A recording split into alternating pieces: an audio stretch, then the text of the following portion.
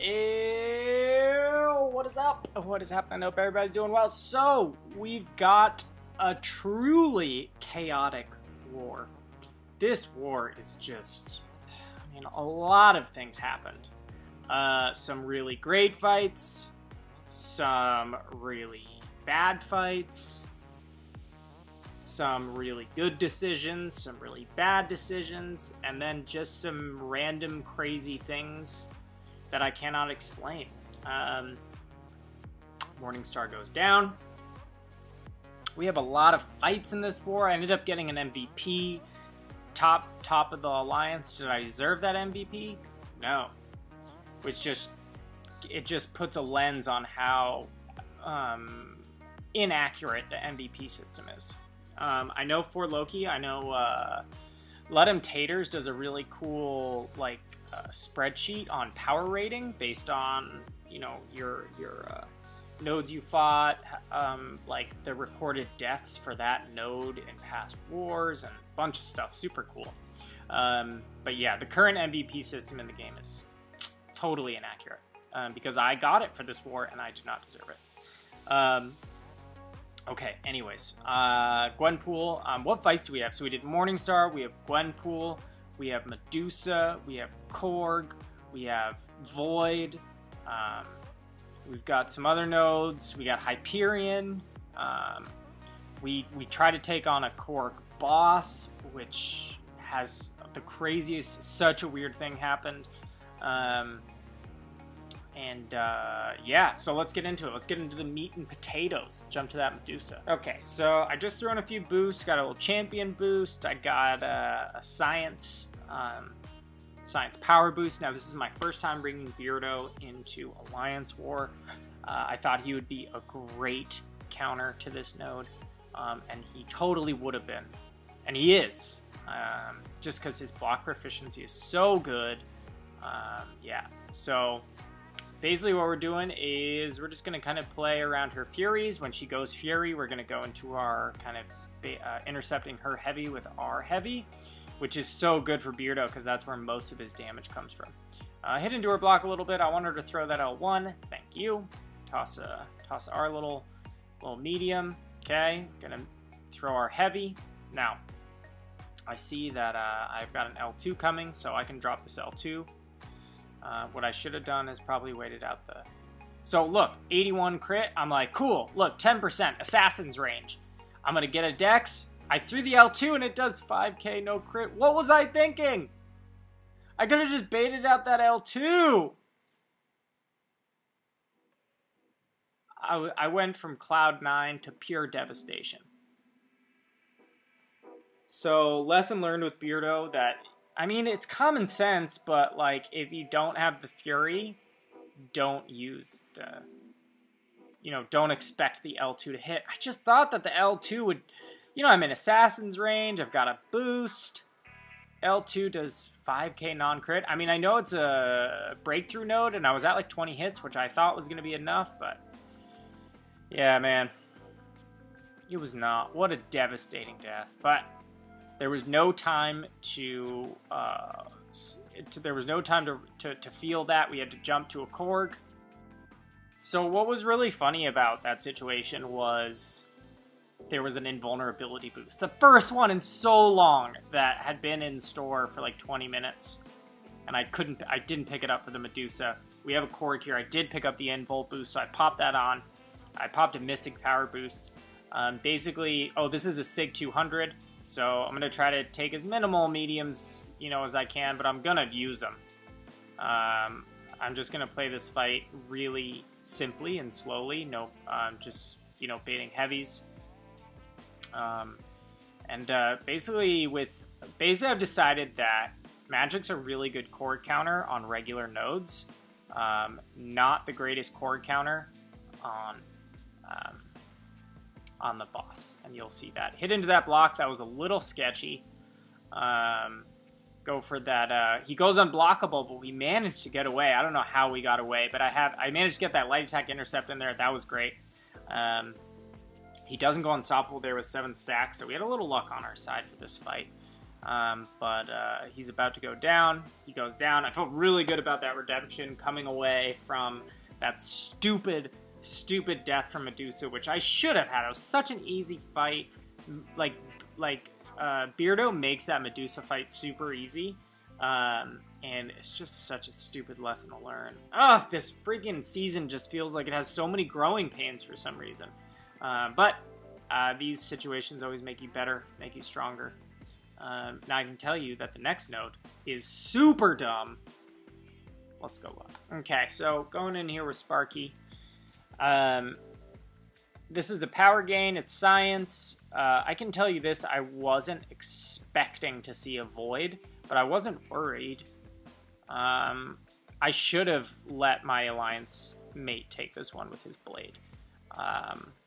That's a lesson learned. He gets me there, I don't know how he did that. But I was like, okay, well, we're okay, we're okay. Let's bait out this L2. Auto-evade. What? How did I get hit by that? I guess I evaded early, but it had something to do with the auto-evade and the distancing. It's like, because I auto-evaded, the auto-evade is a shorter dash back than the normal evade with Sparky.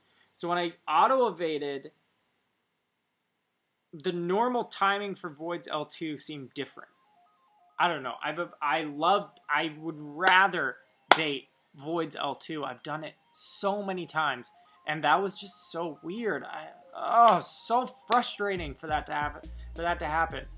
2 deaths in a war is totally unacceptable. At least for me, man, I felt so fucking annoyed about that. Even reliving it right now makes me so angry. Now, I know magic is a great counter for this note. Just because once you get the power lock in, you can fit so many... hits in that you don't even need to pay attention to your hit counter as long as you don't get hit. Just with him being power locked, you can just do as much. You can just do whatever you want. So he does get a little buff on me, but I dropped the L2. That gets the petrify off of me, and now we're just cruise control. With this power gain, I mean, I guess I didn't bring magic because I thought I thought it was going to be Spidey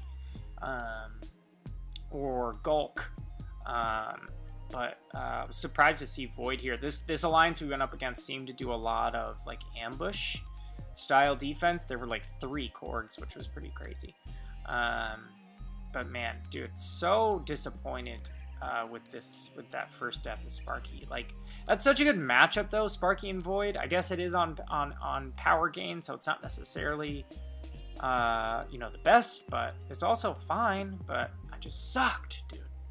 It's frustrating, but I should have let my line. And also, like, this is a super long path. I'm taking a lot of fights. Like, why not share the burden? You know, like, I don't need to Superman this. I can ask for help, like, have somebody else jump in. So.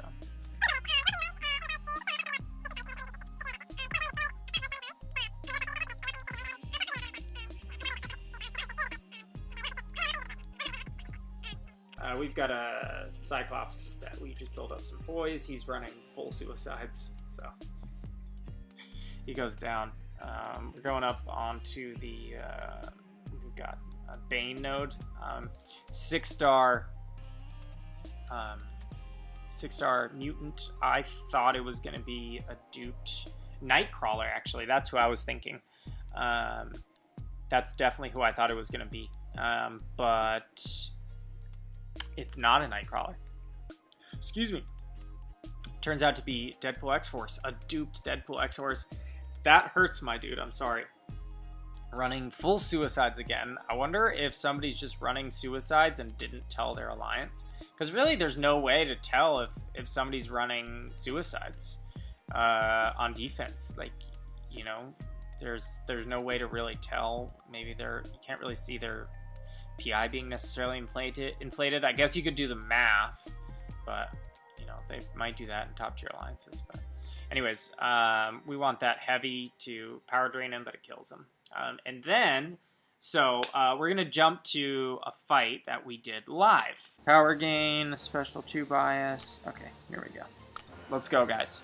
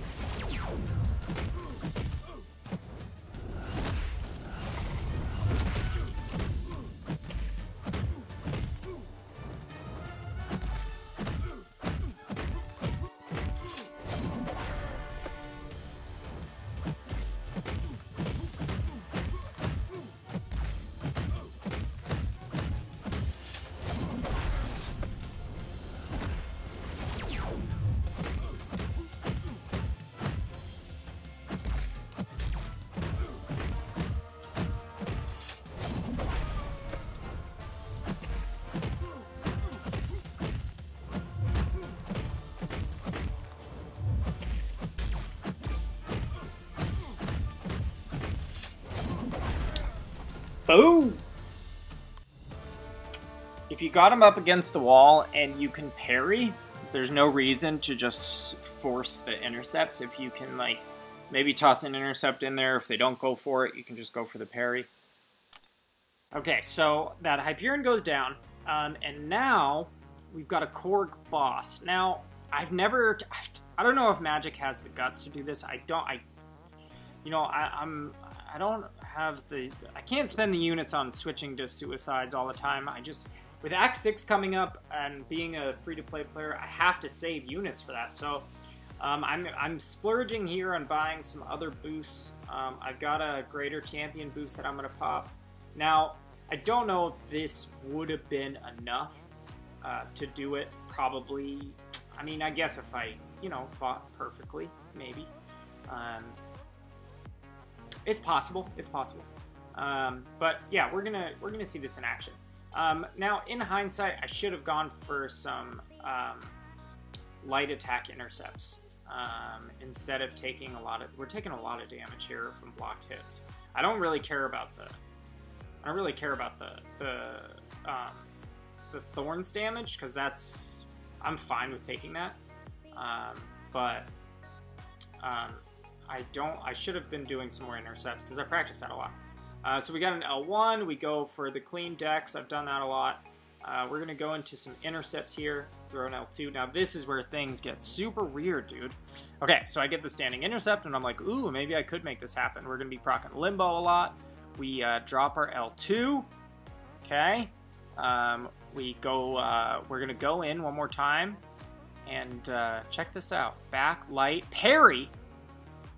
Slow motion, look at this. Light, he parries me. That's I've never seen that. Let's slow that way down. Okay, so light attack, I'm going in. It looks like it even procs parry before he even parries me, which is a little suspicious, man. I'm not super hyped about that. And yeah, so he goes in on me. Dude, pretty bummed about that. I take a big ol' L there. I've never seen anything like that happen, but yeah. Anyways, guys, so we did end up taking the victory, which I'm really glad about. But yeah, hope you guys enjoyed the war. Pretty crazy. Thanks so much for watching. Take you guys later. Peace. Oh my god. Hi guys, don't forget to subscribe and hit the like button.